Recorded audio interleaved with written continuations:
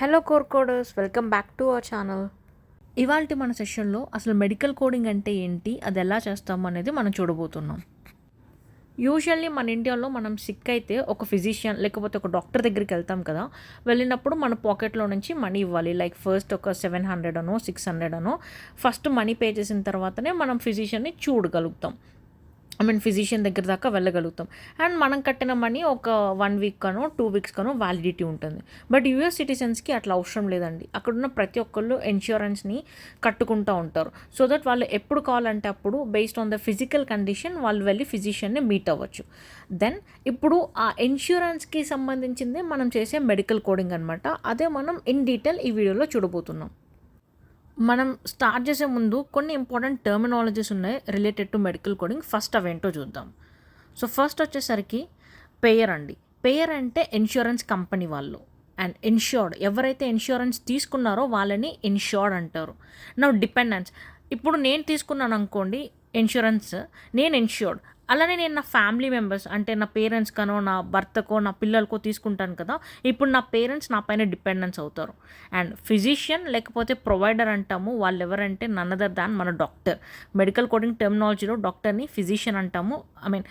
Usually మనం use చేసేది physician are provider అని చెప్తూ ఉంటాం. అండ్ సిఎంఎస్ అనేది ఇంకొక ఇంపార్టెంట్ టెర్మినాలజీ. దాని abbreviation centre for Medicare and Medicaid services. ఇదేంటో ఇప్పుడు మనం ఇన్ డీటెయిల్ చూస్తాం. ఒక ఫిజిషియన్కి ఒక పేషెంట్కి మధ్య జరిగే నార్మల్ విజిట్ని మనం మెడికల్ కోడింగ్ టర్మినాలజీలో ఎన్కౌంటర్ అంటాము. ఈ ఒక పేషెంట్కి ఫిజిషియన్కి మధ్య జరిగే ఎన్కౌంటర్ని ఫిజిషియన్ దగ్గర ఆడియో రికార్డింగ్ ఫైల్స్లో సేవ్ అయి ఉంటాయి. ఈ ఆడియో రికార్డింగ్ ఫైల్స్ని ఫిజిషియన్ దగ్గర నుండి మెడికల్ ట్రాన్స్క్రిప్షనిస్ట్ దగ్గరికి పంపిస్తారండి. ఈ మెడికల్ ట్రాన్స్క్రిప్షనిస్ట్ ఏం చేస్తారంటే ఈ ఆడియో ఫైల్స్ అన్నిటిని కూడా చక్కగా మనకు ఒక ఈఎంఆర్ కింద కన్వర్ట్ చేసి ఇస్తారు. ఈఎంఆర్ అంటే ఎలక్ట్రానిక్ మెడికల్ రికార్డ్స్.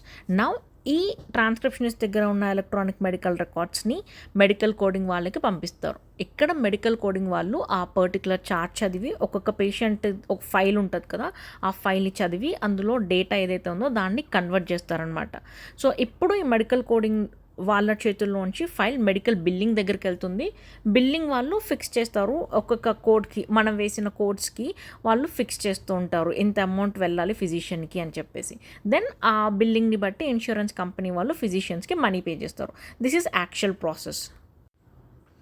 సో ఇక్కడ మనకు కనిపిస్తుంది కదా ఒక సైకిల్ లాగా. ముందు పేషెంట్కి ఫిజిషియన్కి మధ్య ఎన్కౌంటర్ జరిగిద్ది.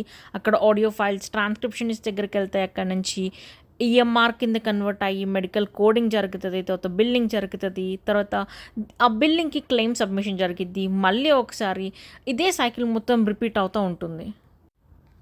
అసలు మెడికల్ కోడింగ్ చేయవలసిన అవసరం ఏంటంటే కరెక్ట్గా కోడింగ్ చేయడం వల్ల కరెక్ట్గా ఫిజిషియన్కి వెళ్ళవలసిన పేమెంట్ అప్రోప్రియేట్ లెవెల్స్లో అప్రోప్రియేట్ అమౌంట్ వెళ్తుంది. And second thing, statistical data provide చేయడానికి ఎక్కడెక్కడైతే ఎక్కువ ఏ డయాగ్నోసిస్ ఉందో మోర్ క్లియర్గా మోర్ యాక్యురేట్గా మనకు డేటా వస్తుంది. So that government appropriate action తీసుకోవడానికి ఎంకరేజ్ అవుతుంది. అండ్ తక్కువ కాస్ట్లో వెరీ వెరీ గుడ్ హెల్త్ ట్రీట్మెంట్ని మనం మ్యాక్సిమం మెంబర్ ఆఫ్ పీపుల్కి ప్రొవైడ్ చేయడానికి ఈ మెడికల్ కోడింగ్ యూజ్ అవుతుంది. నవ్ వీ విల్ సీ అసలు మెడికల్ కోడింగ్ ఎలా చేస్తాము, అందులో ఏమేమి మనం యూజ్ చేస్తాము అనేది. సో మెడికల్ కోడింగ్ అంటే సింపుల్గా చెప్పాలి అండ్ షార్ట్గా చెప్పాలంటే పేషెంట్ డేటా మొత్తాన్ని మనము ఒక మెడికల్ కోడ్స్ కింద కన్వర్ట్ చేస్తాం. ఏముంటుంది పేషెంట్ డేటా అంటే it might include patient diagnosis.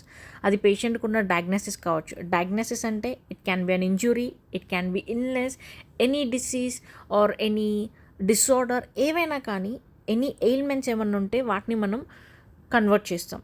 And వాటి కోసం ఏమైనా ట్రీట్మెంట్స్ లైక్ ప్రొసీజర్స్ కానీ లేకపోతే ఏమన్నా సర్జరీస్ మేజర్ కానివ్వండి మైనర్స్ కానివ్వండి ఏ ప్రొసీజర్స్ అయినా అండర్గో అవుతున్నట్టయితే ఆ పేషెంట్ డేటా అయి ఉన్నటువంటి పేషెంట్ యొక్క డయాగ్నోసిస్ అండ్ పేషెంట్ అండర్గో అయిన ప్రొసీజర్స్ని మనం మెడికల్ కోడ్స్ కింద కన్వర్ట్ చేయడమే సింప్లీ మెడికల్ కోడింగ్. నా ఈ ప్రొసీజర్కి మనం ఇక్కడ చూపిస్తున్న విధంగా కొన్ని మాడ్యూల్స్ ఆర్ లేకపోతే వీటిని యూజ్ చేసి మనం మెడికల్ కోడింగ్ చేయాలి. ద ఫస్ట్ వన్ వచ్చేసి ICD-10-CM అంటారండి. యాక్చువల్లీ ఇక్కడ ఇంటర్నేషనల్ క్లాసిఫికేషన్ ఆఫ్ డిసీజెస్ అని చెప్పాను కదా, ఇందులో రెండు ఉంటాయి. ICD-10-CM ఒకటి ఉంటుంది, ICD-10-CM PCS ఒకటి ఉంటుంది. ICD-10-CMని యూజ్ చేసి మనం ఆల్రెడీ చెప్పుకున్నట్టుగా డయాగ్నోసిస్ని, లేకపోతే పేషెంట్కి ఉన్న ఇల్నెస్, లేకపోతే పేషెంట్కి ఉన్న డిసీజ్ కానివ్వండి, డిసార్డర్స్ కానివ్వండి, సిండ్రమ్ కానివ్వండి, సైన్స్ అండ్ సిమ్టమ్స్ ఏదైనా కానీ మనం కన్వర్ట్ చేయొచ్చు. అదే ICD-10 PCSని యూజ్ చేసి మనం ప్రొసీజర్స్ కోడ్ చేయొచ్చు. కానీ PCS అనేది ఓన్లీ IP కోడింగ్కి మాత్రమే యూజ్ అవుతుంది. సో మనం బయట వింటూ ఉంటాం IPDRG కోడింగ్ అని చెప్పి. సో IPDRG కోడింగ్కి యూజ్ చేసేదే మనం ICD-10 PCS.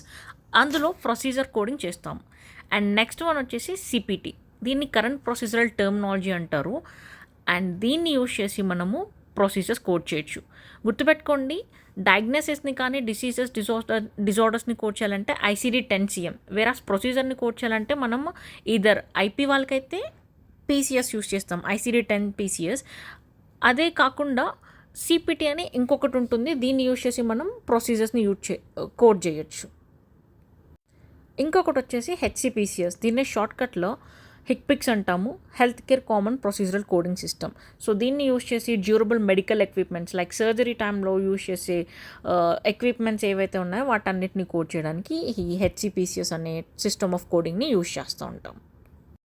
సో మనకి ఇక్కడ కనిపిస్తున్నాయి కదా, ICD-10 book, CPT book and HCPCS books అయితే ఇట్లా ఉంటాయి. సో ఈ బుక్స్ని యూజ్ చేసి యూజువల్లీ మనం కోడ్ చేస్తూ ఉంటాం. బట్ మనం actually daily day to day life medical కోడింగ్లో అయితే we'll have our respect to softwares for code leading అండి. యూజువల్లీ బుక్స్ని యూజ్ చేయం, ఇది ఓన్లీ మనకి ఎగ్జామ్స్ టైంలో బుక్స్ని యూజ్ చేస్తాం. అయితే మరి ఈ మెడికల్ కోడింగ్కి ఎవరెవరు ఎలిజిబుల్ అనేది ఒకసారి చూద్దాము. సో ఏ లైఫ్ సైన్స్ బ్యాక్గ్రౌండ్ అయినా మనకు కనిపిస్తున్నట్టుగా B.Pharmacy కానీ, M.Pharmacy కానీ, బయోకెమిస్ట్రీ వాళ్ళు కానీ, PharmD వాళ్ళు కానీ, BDS కానీ, ఏ లైఫ్ సైన్స్ గ్రాడ్యుయేట్ అయినా, ఈవెన్ BSc BJC వాళ్ళు ఉంటారు కదా, వాళ్ళైనా ఎవరైనా సరే అందరూ లైఫ్ సైన్స్ వాళ్ళు దీనికి ఎలిజిబుల్ అండి, బయోకెమిస్ట్రీ వాళ్ళు కూడా.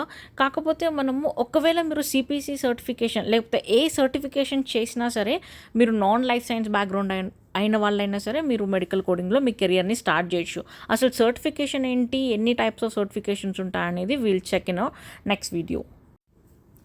మన కెరియర్ని మెడికల్ కోడర్లా బిగిన్ చేస్తే మన కెరియర్ గ్రాఫ్ ఎలా ఉంటుందో అనేది ఇప్పుడు చూస్తాం. సో ఫస్ట్ మనం ట్రైనీ కోడర్లా మన కెరియర్ని బిగిన్ చేస్తాం. సో ట్రైనింగ్ అంతా అయిపోయి ప్రొబేషన్ అయిపోయిన తర్వాత మనం మెడికల్ కోడర్ అవుతాం, ఆ తర్వాత సీనియర్ మెడికల్ కోడర్ అవుతాం. మన పర్ఫార్మెన్స్ ఇంకా బాగుందంటే మనకి ఆడిటర్ లెవెల్ ఇస్తారు.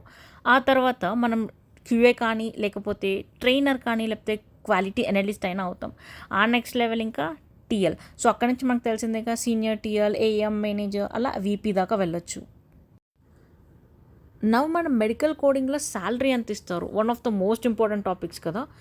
దీని గురించి మాట్లాడాలంటే ఒక విషయం మనం తెలుసుకోవాలి. మనం మన కెరియర్ని మెడికల్ కోడింగ్లో బిగించాలంటే మనం నాన్ సర్టిఫైడ్గా కూడా బిగించవచ్చు, వేరే సర్టిఫైడ్గా కూడా బిగించవచ్చు. అసలు ఏంటి సర్టిఫికేషన్, ఎట్లా ఉంటుంది, ఎన్నెన్ని సర్టిఫికేషన్స్ చేయాలి, ఏమేమి మార్కెట్లో ఉన్నాయనేది మనం తర్వాత చూద్దాం. బట్ ఒకవేళ మీరు సర్టిఫైడ్ అయితే గాన మీకు ఒక పేరు ఉంటుంది. లైక్ కొన్ని కంపెనీస్ 27,000 స్టార్టింగ్ ఇస్తాయి టేక్ హోమ్, అండ్ కొన్ని కంపెనీస్ 30 కూడా ఇచ్చే ఉన్నాయి. వేరే నాన్ సర్టిఫైడ్ అయితే కొన్ని కంపెనీస్ 18K టేక్ హోమ్ ఇస్తాయి, అండ్ కొన్ని కంపెనీస్ 14K ఇచ్చే కంపెనీస్ కూడా ఉన్నాయి. అది కంపెనీ టు కంపెనీ వేరీ అవుతుంది. బట్ ఇవాళ రేపట్లో ఎలా ఉందంటే కంపెనీలో ఎక్కువ సర్టిఫైడ్ ఉన్న వాళ్ళకే ప్రిఫరెన్స్లు ఇస్తున్నారు. సో మ్యాండేటరీ అని చెప్పను, కానీ సర్టిఫికేషన్ ఉన్న వాళ్ళకైతే త్వరగా రిక్రూట్ అయ్యే ఛాన్సెస్ ఉంటాయి. అండ్ ఒకవేళ మీరు నాన్ సర్టిఫైడ్గా కూడా మీ కెరియర్ని బిగిన్ చేసినా, ఒకవేళ డెఫినెట్గా ఒక 6 months ఆగిన తర్వాతనైనా 1 year అయిన తర్వాతైనా మీరు డెఫినెట్గా సర్టిఫికేషన్ చేయాలి. Hope ఈ వీడియోలో I think I put at least something, a basic introduction about medical coding. So if you find this video informative and really useful for you, like, subscribe and share to your friends to whom do you think this is really useful. Thank you so much. Keep following for more videos.